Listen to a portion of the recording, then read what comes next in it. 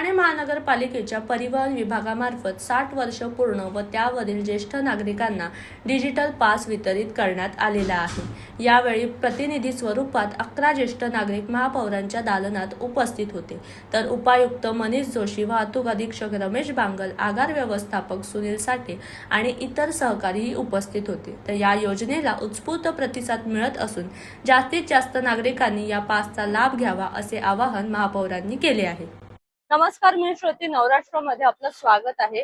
खरं ज्येष्ठ नागरिकांचा बसचा प्रवास सुखाचा आणि सोयीचा व्हावा यासाठी ठाणे महानगरपालिकेच्या परिवहन विभागातर्फे डिजिटल पास उपलब्ध करण्यात आलेला आहे। तर याच पासचं वितरण आज ठाण्याच्या महापौर शर्मिला पिंपळकर यांच्या हस्ते करण्यात आलेलं आहे। तर याचाच आज आपण एकंदरीत आढावा घेणार आहोत। महाराष्ट्र राज्याचे लाडके उपमुख्यमंत्री एकनाथजी शिंदे साहेब यांच्या संकल्पनेतून 2023 मध्ये परिवहन बसेससाठी ज्येष्ठ नागरिकांसाठी 60 वर्ष वयावरील ज्येष्ठांसाठी खरं तर ही योजना अंमलात आणली होती साहेबांनी।